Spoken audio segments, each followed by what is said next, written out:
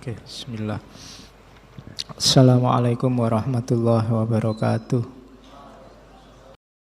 Pointes-pointes kecil tentang cinta. Yang pertama, cinta itu konflik.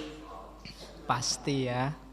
Jadi, kenapa konflik? Kasusnya sama. Berhadapan dengan orang lain, pasti yang terjadi saling mengobjekkan. Sudahlah, rumus-rumus cinta itu agung, tanpa pamrih, tanpa apa, tidak bisa. Begitu kamu ketemu dua individu, dua subjek, yang terjadi saling mengobjekkan.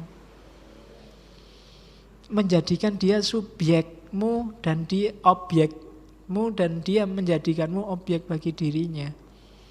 Maka karakter dasarnya cinta itu konflik.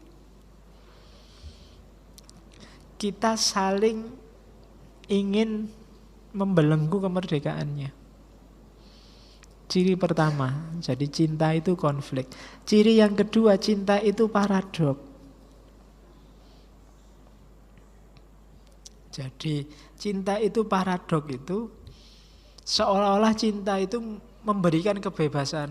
Aku cinta padamu dan cintaku ini bukan belenggu. Tapi sebenarnya itu sudah membelenggu. Jadi ada sifat paradoknya. Ya kayak kamu, aku cinta padamu dan cinta tidak untuk memiliki. Tapi kalau dia dimiliki orang, ya kamu nangis. Ya kan? Jadi, ya banyak paradok-paradoknya. Jadi serba tabrakan, seolah-olah wah tulus apa nih? Iya kan? Tulus dari mana? Wong di WA temenmu aja kamu cemburu. Jadi paradok. Seolah-olah ingin membebaskan tapi jangan-jangan membelenggu. Cinta itu subjek ingin menjadikan yang dicintai sebagai objek. Jadi, dan demikian juga sebaliknya. Jadi cinta itu kamu pinginnya aktif, yang lain pasif. Kamu yang pursua, dia yang enjoy. Kamu yang for itself, dia yang in itself. Kamu punya kenapa kamu cinta kan ada alasannya. Mungkin dia cantik, mungkin dia menarik, mungkin dia alasan-alasan ini kan yang membuat dia jadi objek. Objek keinginanmu. Dia selalu dia versimu. Jadi dalam cinta yang terjadi apa? Saling mengobjekkan. Akhirnya apa dalam cinta itu? Subjeknya sama-sama hilang. Tidak ada subjek dalam cinta, masing-masing pihak adalah objek. Jadi pertarungan saling mengobjekkan, akhirnya dua-duanya kalah. Kalah dalam dunia paradoknya cinta. Jadi dua-duanya akhirnya apa? Sama-sama pasrah. Sama-sama aku hanya milikmu. Engkau juga bilang aku hanya milikmu. Sama-sama memasrahkan diri, ya bodoh-bodoh jadi objeknya. Menghilangkan individualitasnya. Jadi inginnya sama-sama merdeka, bebas, tapi akhirnya membelenggu. Makanya Sartre sama Simone de Beauvoir itu hidup bareng tapi saling membebaskan. Karena tidak mau terjebak dalam cinta yang utopis, cinta yang platonik. Ya kan? Cinta monyet yang pacarannya di kebun binatang. Nah, ya kan katanya disebut cinta monyet karena pacarannya di kebun binatang. Jadi kenapa sih orang pacaran itu sering gegeran, sering marah-marah? Karena cinta hakikatnya konflik. Kenapa cinta itu bikin gelisah? Karena cinta selalu saling mengobjekkan. Dalam cinta orang tidak bisa hidup jadi dirinya sendiri. Ya kan? Dia selalu ingin versi yang diinginkan oleh yang mencintai dia. Kenapa dia begitu? Khawatir kehilangan. Begitu pacarnya bilang, aku suka lo kalau kamu pakai baju merah, nanti beli baju merah terus. Iya. Jadi padahal mungkin kamu ya tidak terlalu suka baju merah, tapi karena sudah dipuji baju merah, tiap hari pakai baju merah. Ya, nanti kalau dia bilang, aku bosen lihat kamu pakai baju merah, baru dibuang semua bajunya. Kamu tidak bebas. Kehilangan individualitas, identitas, kemandirianmu hilang. Jadi cinta adalah konflik, cinta adalah paradok, cinta adalah pengobjekan. Dan pada akhirnya cinta adalah hasilnya kita semua jadi objek. Oke. Dan itu kalimat selanjutnya. Jadi saya potong-potong. Cinta adalah tanda kegagalan seseorang untuk mempertahankan dirinya sebagai subjek.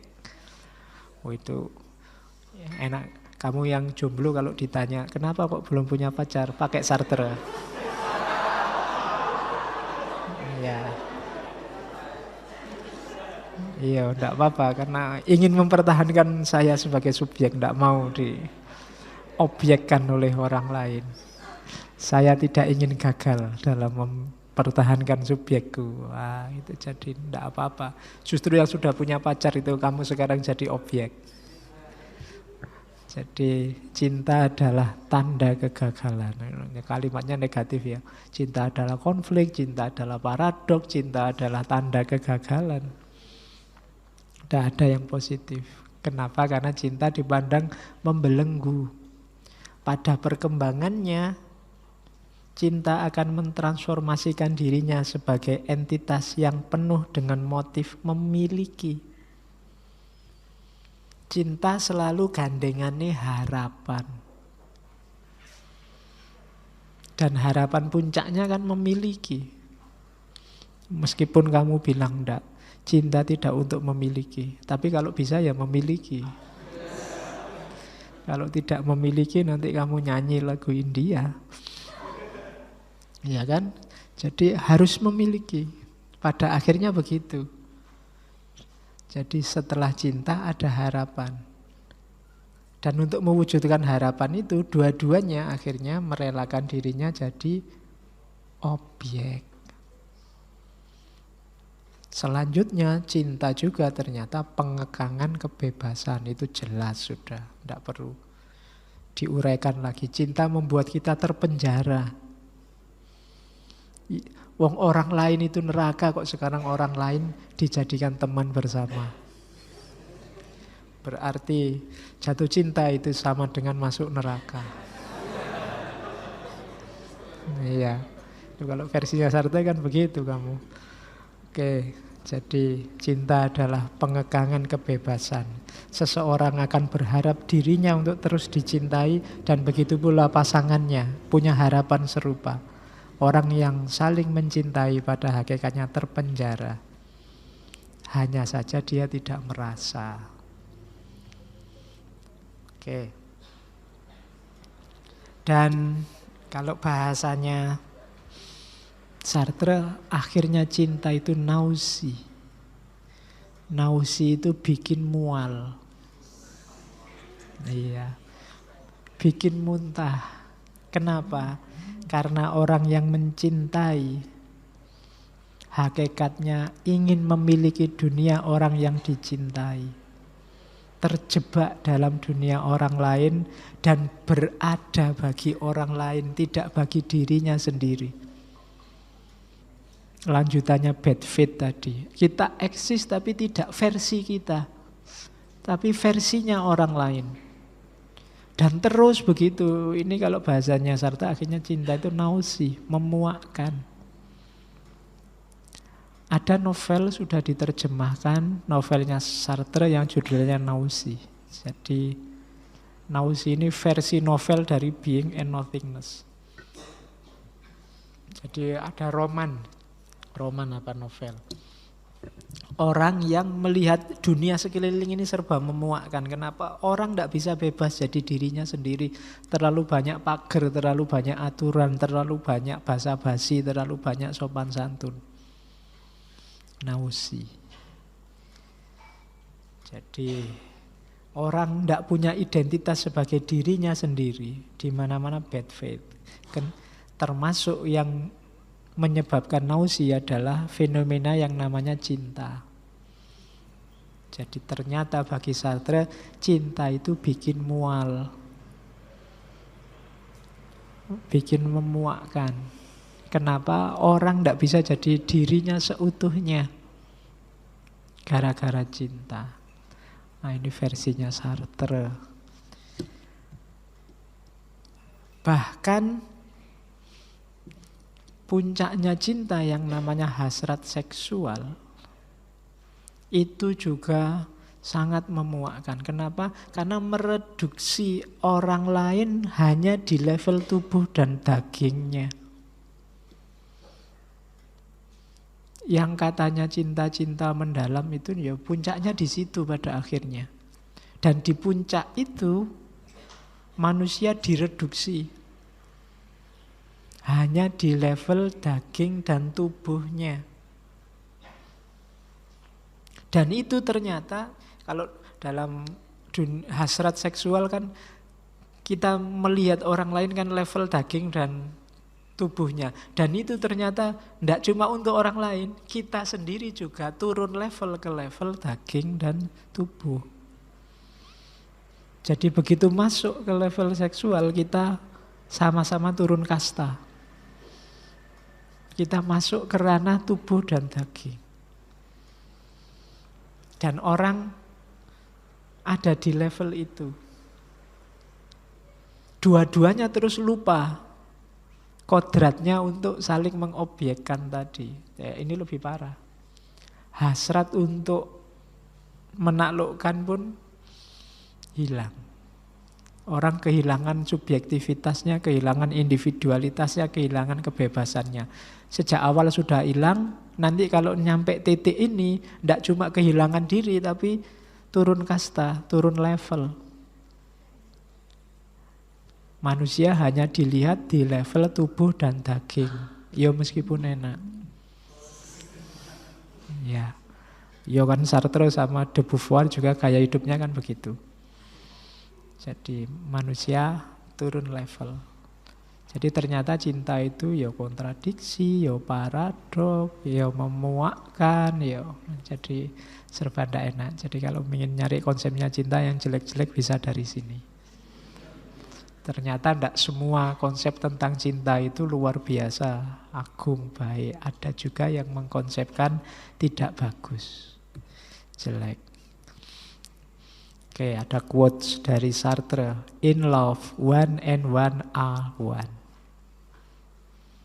Kenapa satu? Karena dua-duanya lebur jadi objek, atau kalau tidak salah satu jadi subjek, yang satu hilang jadi objek.